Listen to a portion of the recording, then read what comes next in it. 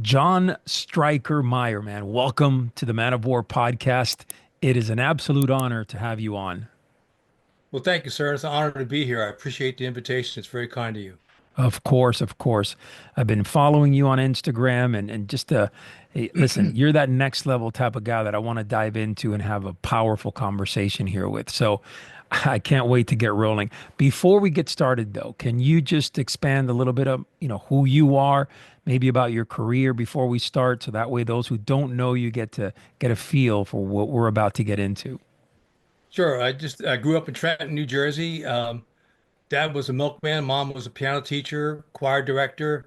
Graduated from high school in 1964, the year the first Medal of Honor was awarded to a Green Beret in Vietnam, Roger Donlin, at that time. So we knew the war was going on, and the draft was beginning to draft people. And it took me 2 years to flunk out of college. And I knew I was going to get drafted. So I read the book, The Green Berets, and said, man, if I'm going to go to Vietnam, I want to go with these men if I qualify. So I enlisted, uh, went through all the tests, went through the training, and then in April 1968, arrived in Vietnam with a bunch of men that I went through training group with. And then during our in-country, at the end of our in-country training, we had a recruiter that came out and said, hey, we got a project. We're looking for volunteers. And it was my buddy Johnny McIntyre goes, hey, for what, Sarge? He said, can't say. Either you're in or you're not. It was the secret war that had been conducted from 1964 until 1972.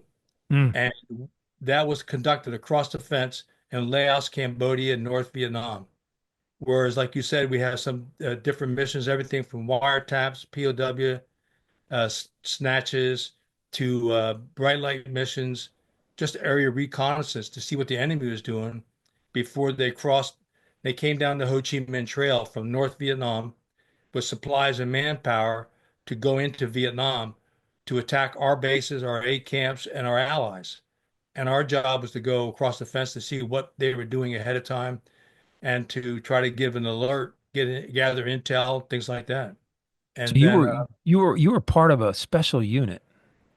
yes, sir. The Military Assistance Command Vietnam Studies and Observations Group, and they called it that to hide it from the reporters because the reporter would look through the budget.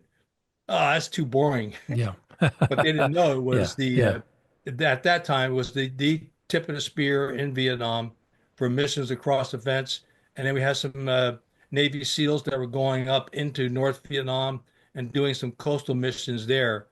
Um, but they were a different Navy operation. But ours, in terms of going across the fence for the missions themselves, was doing everything um, to find out what the bad guys were up to. And then on top of that, they had, by 1968, when we arrived, the NBA had over 25,000 troops just in Laos alone that were coming Mm. down the Ho Chi Minh Trail. And they had battalions that were training to find our recon teams and to come kill the Americans that were on those teams. And we had a high casualty rate during the war, and but we had to get the job done. And that's what when you're out there running missions that are top secret, you just carry on every day, regardless of what else happens. Wow, amazing. First off, I want to say thank you for your service. It was for everything I've read, what a great career you've had, so many great stories. And that's powerful to sit across a man and speak about, reflecting back in time. And before with this conversation started here recording, I said to you that I believe that, these soldiers, these men were at another level during the Vietnam War. This was, it's not like not to take anything away from our current soldiers, but boy, technology wasn't to where it is today. And just, I don't think that the art of war was nearly as refined as it is today. So you guys were very much hands-on, in some aspects, hell, you were even, beta tests. Well, the truth of the matter is, with Special Forces, it was formed in 1952, initially because of the Cold War and because of what was going on in China. Right. So the very first group was the 10th Special Forces Group. In 1953, they went to Bad Tolz, Germany, and Special Forces was formed. to do training of irregulars, training in self-defense, and then training, indigenous forces around the world uh, to defend themselves as well as to improve their lives. Like in the early days when the first A teams that went to Vietnam, well, my first thought was these are the SF originals, the men who formed special forces.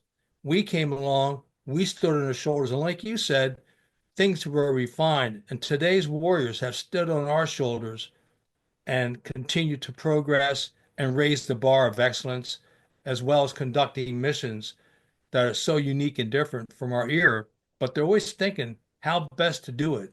And I think that some of our lineage, particularly within special forces, gets handed down from generation to next. And just over the weekend, I had a chance to meet with a Green Beret A team that was up at Fort Campbell. And we sat there for over 2 hours just talking tactics and what we did, looking for commonalities. And of course, we're really impressed with all the technology they have today. We would have run over one of their mothers to get those goggles they have. Amazing. So that was what our story was. And Yeah, then that's the bottom line. They continue to evolve. And those the Green Berets today, the SEALs, the PJs from the Air Force, and even MARSOC has really stepped it up over the years because there's that effort that's needed across many different areas of operations. We need special operations to work with the local people. sure, sure. So let's go back in time a little bit. Yes, sir. First time that you were deployed. Tell me about that feeling. Yeah, well, the first time I got deployed was April 1968, and that was after 15 months of training. And we went through basic AIT, jump school, special forces training at Fort Bragg, which ended in December of 67. Then we had TDY, temporary duty training, for 12 months. I mean, 12 weeks before we went to Vietnam. Had a little leave before we went over. And so we were gearing up for it. And when you go through Special Forces training, you get a chance to talk to a lot of senior NCOs, men that have been there, that talk to you about some general things, more specifics. And then when you arrive in country, we had a 3 week in country training, and that talks about customs, traditions, as well as working with everything from the state of the art at that time. Spectre aircraft, spooky aircraft, every helicopter in the world, weapons that we used, weapons the enemy used, whether they would be coming from China, Czechoslovakia, or Russia. So then, like I said, we had that opportunity end of our training. You want to volunteer? Well, 1968, John Wayne was out with the Green Berets. The movie was it literally played when we Oh were there yeah, going through training. yeah. So, hey, Wow. what would the Duke do? So we volunteered for the Secret War, and my introduction to the Secret War was the South Vietnamese Air Force flew myself and Johnny McIntyre and John Hutchins to FOB-1, which was the northern part. Vietnam was divided in four sections. I Corps, which was north at the DMZ, 2, 3, and 4. We fly up, we get off the helicopter, a recon team from FOB-1, Fubai. This is May 1968. Gets on. It was Spike Team Idaho, which was one of the first 5 recon teams in SOG. They get on, they disappear, and were never heard from again. So there's an instant opening in in that camp on that team for new members. Wow. So I was the green guy. I was the radio operator. Spider Parks became the team leader, and the South Vietnamese hired some new South Vietnamese members for the team, and we built it from there. So it was an instant introduction to to that cruel war and what the enemy were up to. Crazy, crazy. Wow. So let me ask you, your when you were on a mission, I'm assuming were you gone for days at a time, or how did you guys work that out? Generally, the missions were planned for 5 days. Sometimes some of the men later on would come up with 7 day missions, and seldom did we get a chance to run through the 5 days because once you were across the fence in Laos, the communists, the North Vietnamese army, forced any indigenous personnel to cooperate with them. So if they saw us, they had to tell them exactly where we were. Hmm. So we were always, that's why we stayed in the jungle, away from trails. We would cross trails and to do things like that to accomplish the mission. And when we moved in the jungle, it was triple canopy, where the jungle would be up to 150 feet with Wow. three different layers of jungle. So it's another whole world down there on the ground. And on a traditional mission, we would go for 10 minutes, stop, and listen for 10 minutes because the jungle's natural noises would return. If they didn't return, we knew somebody else was nearby. And that was just like reading the jungle. But that's the way the mission would be conducted. We had a few that went for 5 days, but even there, every mission, except for one, we came out under enemy fire. The only question was how much and how heavy. Hmm. Now, were they always lurking in the shadows? Is that what it is? And then, or you guys, you kind of knew where they were prior? No, because they were in the jungle, we would come in with helicopters, which are loud. And so the people in Vietnam and in Laos or Cambodia knew they could hear us coming. Then they would have trackers. They had people with dogs, and they also had people on the border Hmm. who would monitor where the helicopters would come. Like we would come from Fubai, fly west, go across the fence into Laos, and then the observers would give an azimuth as to which direction we were flying. Then once we were on the ground, they would try to convene and figure out where we were, again by using trackers and dogs, things like that. Wow. What about tunnels? I heard a lot about tunnels. Was that a true thing where they had a lot of tunnels underground and In Vietnam, there are extensive tunnels, and there are some in Laos. And we had a couple of teams that when they're in Laos in triple canopy, they could smell food cooking. And another team actually came across some of the air vents in Laos that were obviously underground. There was nothing above ground. So, wow. but they were not as extensive as they were in South Vietnam. Like you hear about the Kuchi tunnels down south around the side outside of Saigon area. Mhm. That was another whole development. All of our missions were top secret in Cambodia and Laos and North Vietnam. So we never dealt with anything like that in country. Now, when you were, walking on your missions, when you were getting delivered or whatever, I mean, you must have come across villages and people and all over the place. I mean, how did they treat you? What kind of environment were you in? Well, when we would insert, we would stay in the jungle and only come out when the mission was up. So when if we would avoid villages, we wouldn't go in. There's no Interesting. hearts and minds. It Okay. was because the villagers had to tell the communists, the North Vietnamese army, if they saw us, they'd have to report it. Otherwise, if Okay. the NVA learned that they'd done that without reporting, they would be killed, tortured. And so we stayed away from villages, and then the we have to go in for the missions. Now, sometimes there'd be point missions, like if a aircraft went down, we had a mission that was called Bright Light, where a team would go in heavy with extra bullets, no food, maybe one canteen of water. Everything else with bullets, bandages, and body bags to go in to get the down pilots out. Or if we had recon teams or a hatchet force, which was that could be a platoon company size operation. If they got into trouble, then we would go in to relieve them and try to help get out any wounded. And sometimes there are cases where a team member would be killed and the team could not get the dead person out.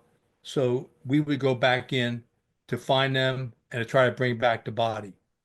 And a lot of times we weren't able to do that. I mean, today, as you and I are talking here, there's 1,572 Americans that are still listed as missing in action from the Vietnam War in Wow. Southeast Asia. So Wow. out of that, there are 98 Green Berets that are still listed as missing in action. So this is the 40 are from traditional missions in Vietnam, like the A camps, like when Lang Vei got overrun in February 1968. The NVA almost overran the entire camp. And during that battle, during the night, a couple of men got separated. And to this day, there's at least one still listed as missing in action. From the Secret War, we have 58 Green Berets that are still MIA, including the two I just talked to you about that were from Idaho, Wow. Glenn Lane and Robert Owen. And so out of the 58 Green Berets, those two gentlemen are part of that. And that's been one of our nagging gut issues for us is to have these men we weren't able to get back. But if somebody's dead, like in my case, we always told the team, if I'm killed, you don't worry about my body. You worry about getting the team out alive because that's what the priority is to Sure. live and come back and fight another day to continue the missions. Powerful. Very powerful. All right. So how did you get, what was your ingress like? Would you go in a helicopter and then you were rappelled down in the center of a certain location or you would, I don't know, give me an No, you're right. idea. The helicopters were our primary method of operation for insertion. So I'd just say 90, maybe as much as 92, 93% of the insertions. Sometimes on bright light, there would be a crash site, be no LZ. They would have metal ladders that we would climb down, or we have ropes and we would rappel in. Because one of the tactics that we refined in SOG during the Secret War was if you have an LZ that's too small, you can't get the helicopter in. How do you get the men out? Well, they developed the process of bringing them out on ropes. So initially they have 100-foot ropes, then they came to 150-foot rope. So a helicopter would come over, find a hole in the jungle. You had to get the helicopter there. They would drop the ropes down with sandbags on them in a D ring. And then the team on the ground would be wearing a Swiss seat. That's a rope seat around your waist with a D ring. And you would hook into the D ring on the end of the rope. And then on your harness, you had a D ring here to hook into it to keep you stable. In case you got shot, you would remain on that rig. And then the helicopter would lift up. Well, sometimes while the helicopter was lifting up, they would hear the enemy firing at the helicopter or at us, and they would begin to leave the area, and we're still in the jungle. And we'd be like a human pinball, ricocheting off the trees and things before they came out of the clearance. But that was Crazy. one of the processes we refined Oh over man. time to get a more stable, and eventually had what they called a stable rig, where you had a harness and everything. You wore it so when it came time for the helicopter, they dropped the rope, you hooked in, and you're out. If you got shot, that harness would keep you stable. Wow. Crazy. All right. So give me an idea, one of the most difficult missions that you were a part of. Something that you felt like maybe you weren't able to accomplish it or give me something tough. Sure. Well, we had after we reformed the team, we trained it up, and by August of 1968, we did a mission in the Ashall Valley, which was inserting Air Force sensors along a trail. So the sensors were inserted, so anything came down that trail. It was a good sized trail. We could handle trucks, could handle tanks, personnel, and then the Air Force would come by and then take the intelligence gathered off the computers that were inserted. So we did two of those.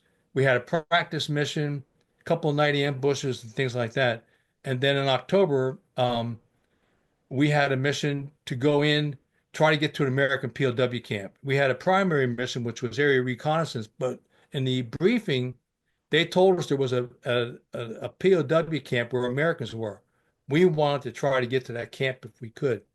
On the second day, um, after moving all day through the jungle, we made heavy enemy contact, and we were fortunate. We had a six-man team. Don Wolken was the team leader, and then I was the radio operator, and we had three South Vietnamese that were with us. And we got atop a little knoll, set up our perimeter, and they came at us for over 2 hours before we made any contact with TAC Air. We finally got TAC Air. I directed napalm runs, gun runs, bombing runs, and CBU, cluster bomb units. Wow. And so by almost dark, a South Vietnamese helicopter came in and hovered over some elephant grass. Elephant grass could be anywhere from 8 to 12, 13 feet tall. He couldn't land, but he hovered for 10 minutes while we got to that team, I mean, to the helicopter. And we were involved in that firefight. When we got on the helicopter, I was down to my last magazine and my last hand grenade. And after he pulled us out, he came back and told us later that helicopter had 48 bullet holes in it. And so that was for me the first major effort. And 2 days before that, we had a 9-man recon team that came up against 10,000 NVA during the day. And the NVA kept trying to overrun them. And they killed so many, they stacked up the bodies. And the reason why we know that is that one of the surviving Americans, Lynn Black Jr., had a phone call 25 years later from a general who ambushed him that day. And he told him, says, you inflicted 90% casualties on our 10,000 man division. And Lynn's team lost 3 men, but they were able to get out alive. So those are kind of extreme odds that our teams came up against. So for me, that was October 7th, 1968, day I'll never forget. And Captain Tin was the helicopter pilot that saved our team that day. Amazing, inspirational, without a doubt. So let's talk about your units and the men that were part of these units. What do you think separated them from the more common average man? I mean, Well, these guys had to have tremendous hearts, tremendous focus and drive and discipline. yeah, and a lot of them, like myself, I flunked out, but there are other guys like John Walton from Bentonville, Arkansas. John had been in college, got bored. He knew the war was going on, and so he enlisted. So in order to get into special forces, you had to volunteer and you had to enlist. And they had mental tests, physical tests, things like that, being able to swim without drowning, things like that. Hmm. And and we had characters, men that would not fit well in a conventional unit, which is, all the spit shine, parades, and things like this. But it'd be more of, okay, how can we fight the enemy and do the best job that we can? And men like that was what made Special Forces itself unique. And in SOG, we had men, senior NCOs, as well as a lot of young guys, because the casualty rate, we went through a lot of people. And I mean, during the Vietnam War, we've documented now 797 or 98 Green Berets that were either killed in action or missing in action from the Vietnam War. And that includes the 58 from the Secret War. And we could talk about there's at least 83 aviators, helicopter pilots, F-4 Phantom pilots that were killed in action supporting our teams on the ground in Laos or Cambodia or North Vietnam. So it was a grueling war, no question about it. Where do you think that some of these men are now? Are they still is there any reports or any camps that are still there or do you think that most of them have passed away? Well, sadly, we never really knew the truth. I mean, when the POWs came home in 1973, um, the Nixon administration said that those were the ones they never talked about the men that were in Cambodia or Laos or even in Vietnam who weren't turned over to POW camps. Those numbers, I will never get an accurate number on that. But that's why today the one number, the 1,572, that's an accurate number. And we've been working through the National League of POW MIA families that's based in Arlington, Virginia. And is the first time that families of men fighting in a war went to the enemy and said, treat our POWs, our men better, because they knew about the torture and everything that was going on. And that unit stayed together all these years. And when the war ended, they continued to push our government and the communists for more information about the missing in an effort to find, identify, and repatriate those that were listed as missing in action. Have you any information on that? Like, have they found anything? Is there any new light? I mean, we're talking years and years, and we're talking, 1,500 individuals. I mean, that's a big number. It's a tremendous number. It's a heartbreaking number. And like in our case, the men that were missing in action in Vietnam, their families were told a little bit more about their soldiers. Our men, because they were in a secret war, they would get a notice that just basically said, your son died behind enemy lines fighting for his country. Nothing more. Nothing about the valor, because in the end, we had 12 people that were awarded the Medal of Honor alone that were just in in the secret war. And that's just an indicator of the intense combat that we had. And I doubt that we'll ever get it, because here's the other thing. 50 years later, the jungle itself, the jungle floor grows. So if the people from the Department of POW, MIA, accounting agency goes to a site, they have to dig through jungle Oh yeah, yeah, yeah. I just to bet. get to it. And the soil in the Southeast Asia is the most acidic in the world, where right now that soil is literally eating up the bones of the men who are missing in action. Only thing that'll be left will be the teeth. So I'm not optimistic after all these years. It's a heartbreaking issue, but also it's a dedication. And then getting back to our families from the Secret War, their families never knew what happened.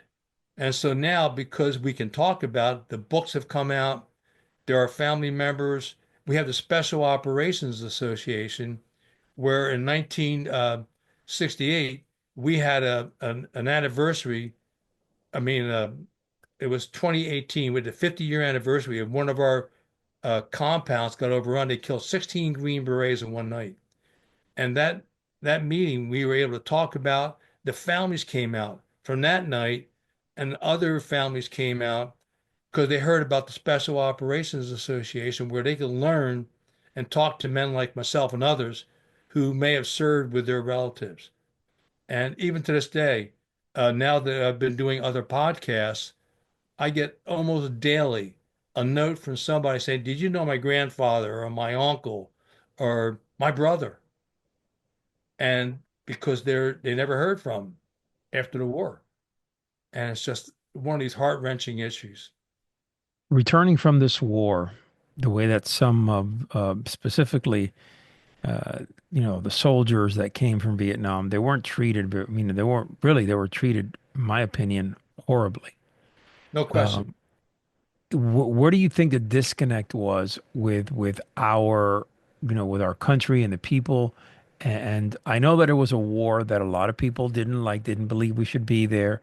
I get it. I get it. I understand that. But I mean, where do you think the disconnect was with the people, that they were just not supportive of the soldiers who were coming back? Well, a lot of that stems from the early days when the anti-war movements began.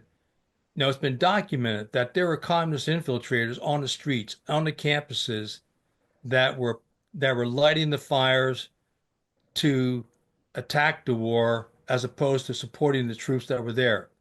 And like any good communist, they know what they want to do. They want to divide the country any way they can. They were doing it then. They did it before the Vietnam War, and God knows they're still doing it today in different shapes and form as you look at our country as we get further divided on social issues even.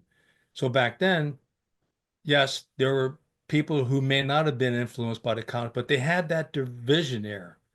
And the hatred that came off of attacking the war, attacking the government, being anti-establishmentarian, all that, without really studying the facts. Like in my case, my South Vietnamese, they knew their government was corrupt in South Vietnam, but they also knew they could live with that corrupt government.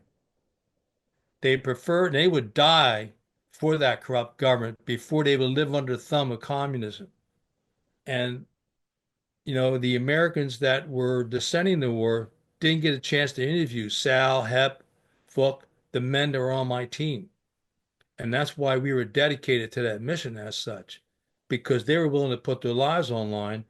I mean, in the jungle, my South Vietnamese were better than me, a lot better. And we always stood behind them and followed them. through the jungle. I'm alive today thanks to the South Vietnamese on my team, to the South Vietnamese helicopter pilots that pulled our team out so many times, and of course, American aviators, whether it's from the 101st, the 1st Cav, the 176th muskets, all these different units that came to support us.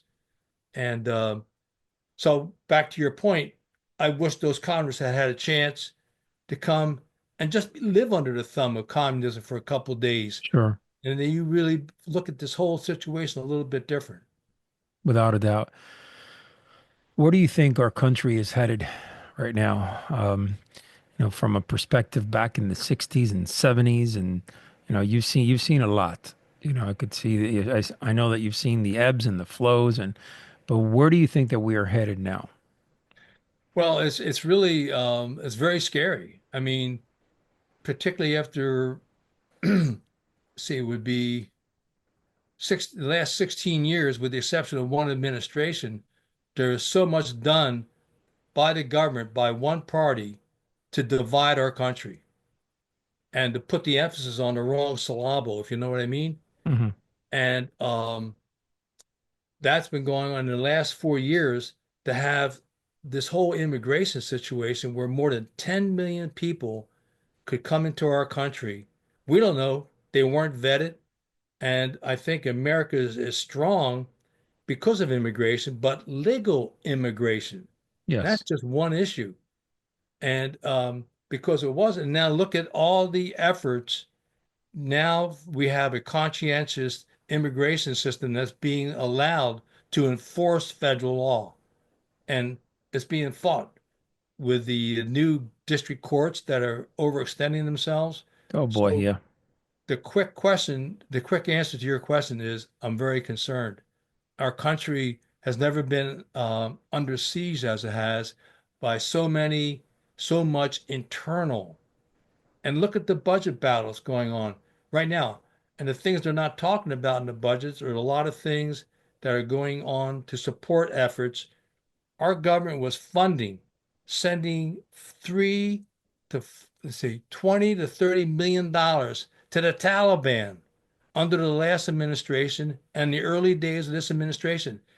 And it was, Crazy. there are podcasters, Sean Ryan, Sarah Adams, that talked about this stuff, but yet it doesn't get through to Congress to cut the funding. How can that go on? But those are examples of why I'm concerned.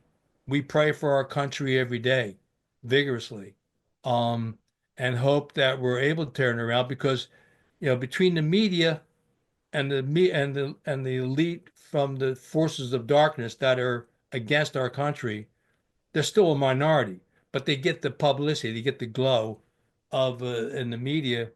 Whereas we still have a lot of true Americans. We moved to Tennessee. It was like moving back to America. I mean, we Yeah. had great friends in I California. Don't bet. get me wrong. The neighbors were phenomenal. Yeah, but it's a different planet up there.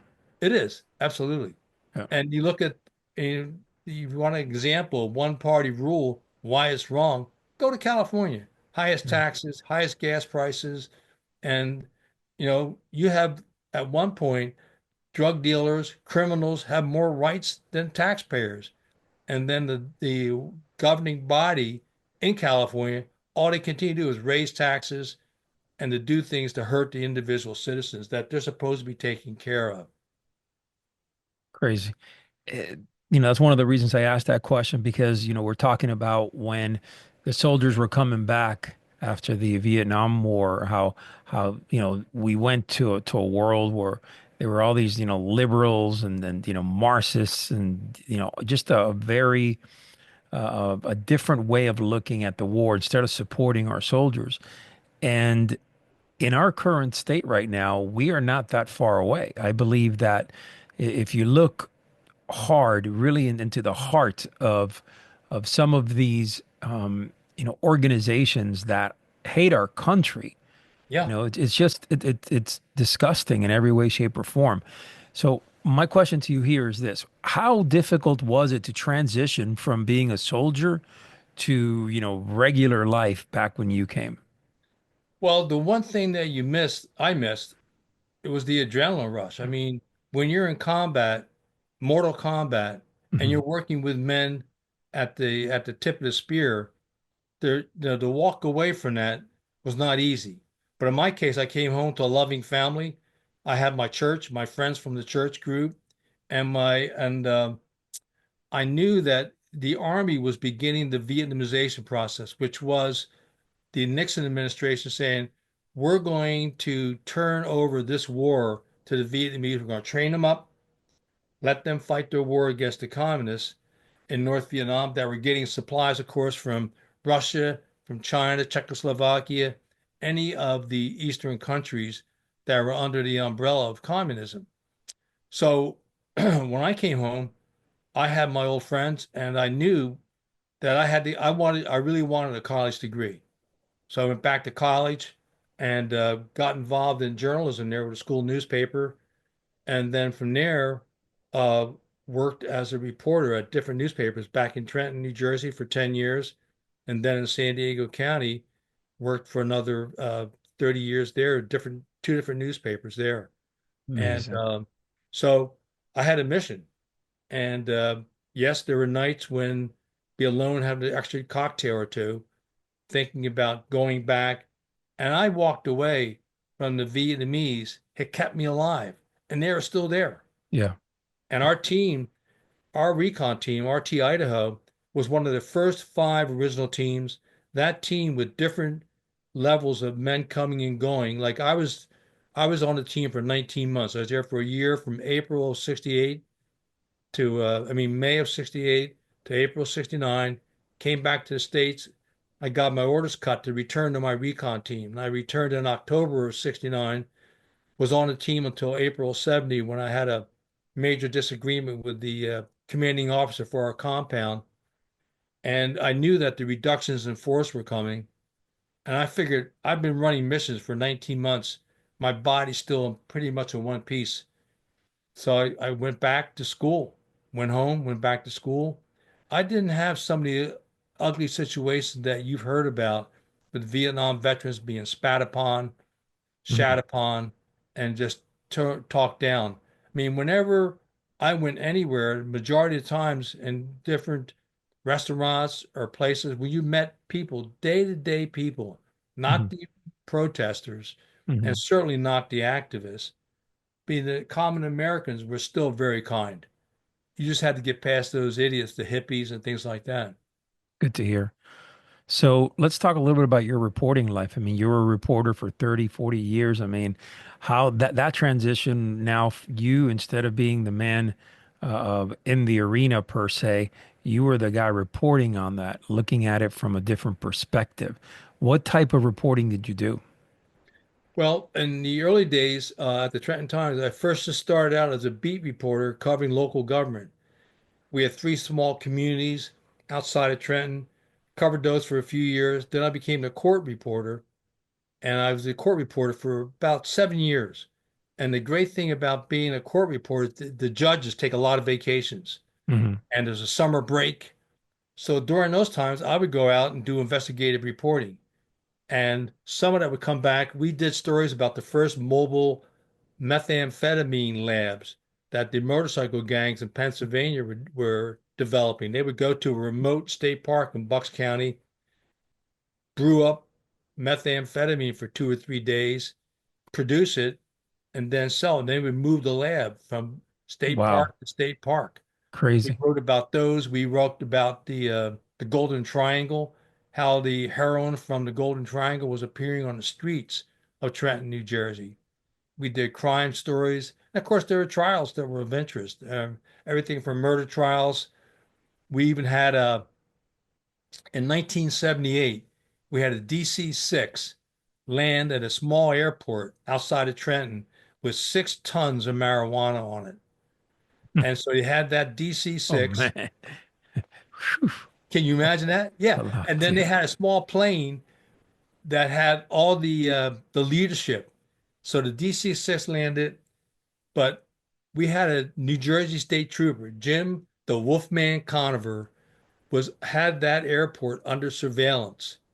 And he, with a local police officer from the Washington Township Police Department, just outside of Trenton, they had done surveillance.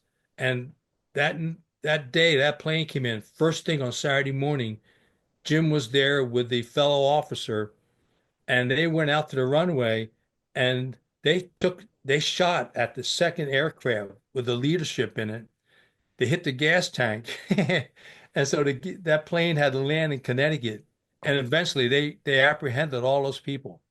Wow. So doing stories like that, we did a story about police corruption. The FBI had a major investigation. They used a Vietnam veteran, a Marine Corps veteran, as undercover, and he was running a prostitution shop in Philadelphia.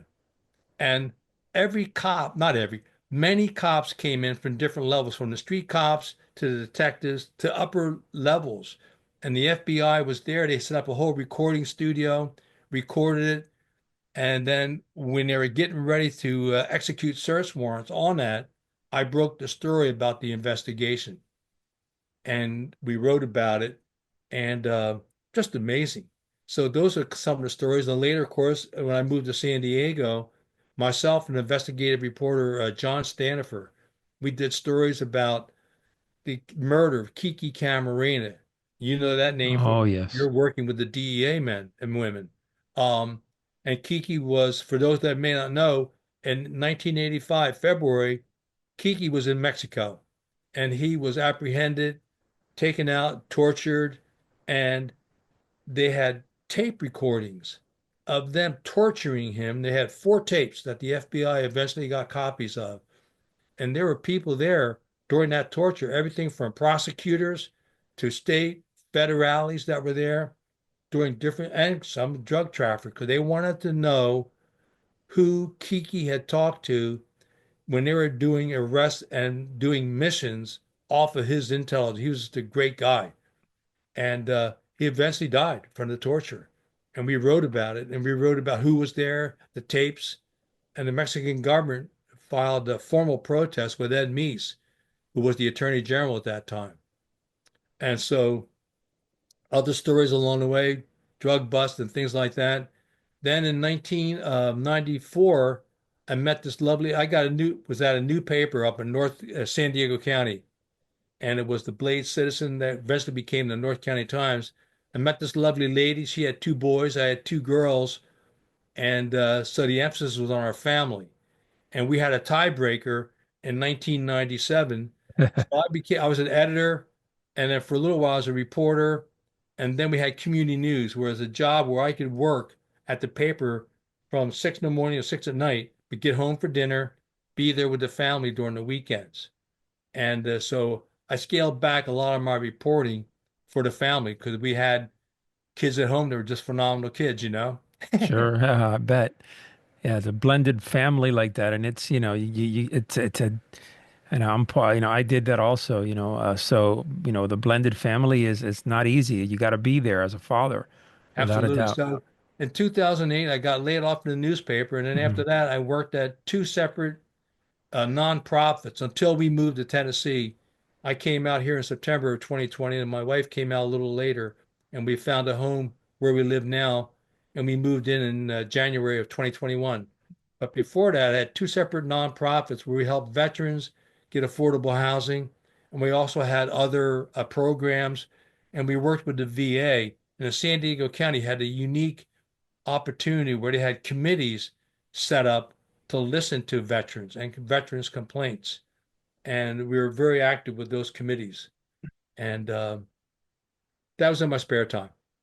Where do you think the United States government has dropped the ball with, specifically with not only, I say pretty much across the board I could sit here and talk about a million things, but veterans specifically, I think that they haven't done a very good job. I mean, I worked a case in the VA Medical Center in Florida in Riviera Beach, and I was undercover there for over a year.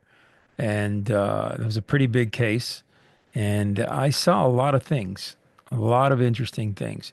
And I think that our government has dropped the ball helping some of these veterans. What are your thoughts on that? Well, I think that I wouldn't indict him on a clear cut basis like that because I've been very fortunate. In San Diego, we had those committees.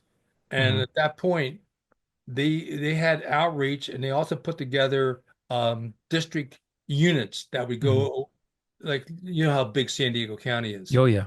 So we had they opened up a new office up in North County, and they Hmm. had these satellites that they were working on, and they listened to the veterans. And I thought at the time, we heard about the horror stories in Arizona and some of the bad cases in Florida.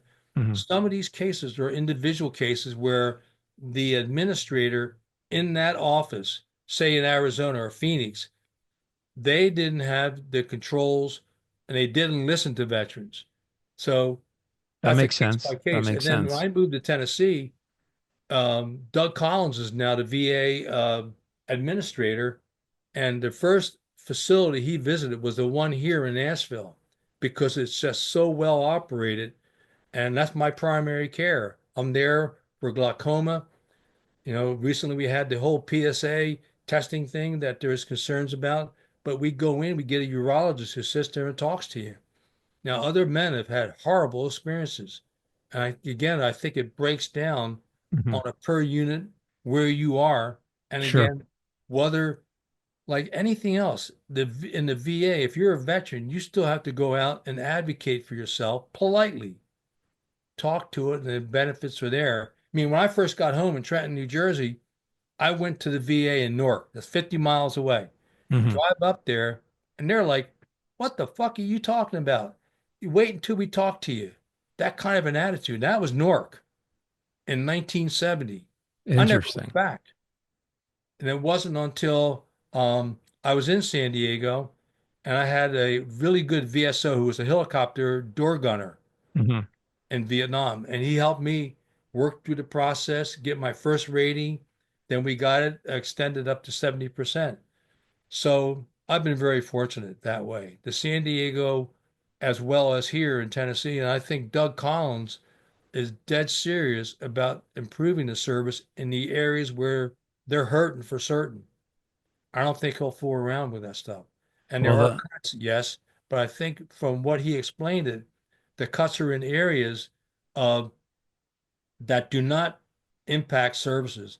I was just at the VA last week, and everybody I've met from my services for the eyes, the test, and I went back for a blood test and whatnot. Um, Everything there for the services for the vets are still well, that's good to up. hear. Yes, sir. That's good to hear. That's great to hear. All right, so you've written a couple of books, a few Three. books, Yes, right? sir. Three books. So can you, for our audience, name the books and where can they get them? Oh, sure. The easiest way is Amazon. Just go on, punch in my name, John Stryker Meyer, or Knucklehead, and I'll pop right up there. And the first book, and again, this is my wife, um, my sweetheart. This is like in 1998, 99. Hmm. We have a newborn running, not a newborn, an infant. She's Hmm. learning how to walk, and Hmm. we have four teenagers and an infant. My wife goes, "You got to write that first book," because we've been talking about it on and off for years Sure, sure. before that. So I finally started writing it with her encouragement and put that together. It's called Across the Fence: The Secret War in Vietnam. That came out, I think it was 2003, and we had success with the book. And I came out with a second book, and I co-authored that with a good friend of mine that I served with in Vietnam. He was on Spike Team Rhode Island, fellow SOG recon man, John Peters, probably the most intelligent, brightest, most articulate man I've ever met in my life. And so the second book was On the Ground: The Secret War in Vietnam, co-written with John. And if anybody reads that book, there's some great writing in there, but it's all John's. I tell a story, but John's the one that comes in and breathed a lot of life into that book. And then the third book was Saw Chronicles Volume One, and that was written. It came out in 2017. It was the year that Gary Mike Rose Hmm. received the Medal of Honor from President Trump on October 23rd, 2017, at the White House.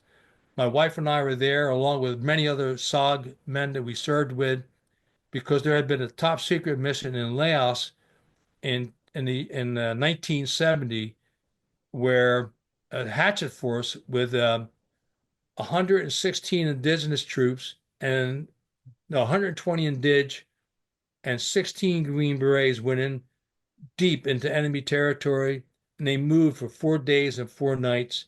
They took down two major storage base camps, destroyed them, and they moved a day and night. And they had the medic was wounded as well as other team members on the first night from a repel RPG and exploded. And he to this day can't move his hands in certain ways, but they moved for 4 days and 4 nights. It was a historic mission, and out of that, there were 32 Purple Hearts issued to the 16 Green Berets on that mission alone. And then Wow. Mike eventually got the Medal of Honor, thanks to men that went to bat for him. And that's just one of those secret missions that we got due credit for. And so that was what we're doing there. Love it. Love it. Where can people follow you on Instagram or Facebook? And Yeah, Instagram is initial J, Stryker Meyer. And then on Facebook, it's John Stryker Meyer. And I have a website, SOG And I have, thanks to, I don't know if you heard of a Navy SEAL podcast by the name of Jocko Willink. yes. Jocko is a podcaster based in San Diego. He had two tours of duty in Iraq with the Navy SEALs. He was the officer in charge of a task force Bruiser in 2006 when they retook Ramadi. And then, after he'd been in 20 years, he retired because he went home to his wife and his family. And then he went into mixed martial arts, big into jujitsu. He's a podcaster. I've done 8 podcasts with Yes. him. And Yeah. Jocko now funds a thing called SOG. We call it SOGcast. If you go to Facebook or Spotify or Apple, I've interviewed 56 men who served in SOG or were aviators or support or historians I that love were that. That's involved, amazing. documented. So we have the SOGcast podcast, and we got 56 now up on Spotify and Apple, and we've got 38 that are up on YouTube. And Nice. again, Jocko Willink Productions pays for all those interviews, and he's been a marvelous supporter of getting out the SOG stories. And we've even had one where we interviewed a Frenchman, a friend of mine. His podcast number, Jocko Willink podcast number 186, and we're on the 6th year anniversary. It was June of 2019 where I had my first one, and the interviews continue to roll. We had a great fun, and now the first 3 or 4 of those are over 1 million views now. Wow. Amazing. Amazing. Yes, sir. Now you're still married with your family and Happily married. wow, that's great to Indeed. hear. God bless you. God bless you. Thank you. I'm Eh, very fortunate. You after the divorce, you never know what's going to happen. The Lord helped me out. He helped me out in spades. He gave me this woman who is a great cook, loved my daughters, welcomed them Amazing. in, and helped my girls when they're growing up through the difficult years. And you know what that balancing act is with mixed families. You can Oh yeah. appreciate I that can well. appreciate it. Yeah, and again, as we're working, it's the women that the pressure falls on. Well, she's been there like a rock for our family always, and today, in fact, right now she's out picking up our grandson. We're going to have a little extra time when I hang up here with you. They'll be pulling in here shortly. Hopefully, the rain stops so we can get out and get some work done. But he's 5 years old. We put him to work on the front lawn. Hey, there you go. Amazing. Amen. Amen to that. Okay, listen, you are a man that I tip my hat to. Tremendous amount of respect for you. I love your story.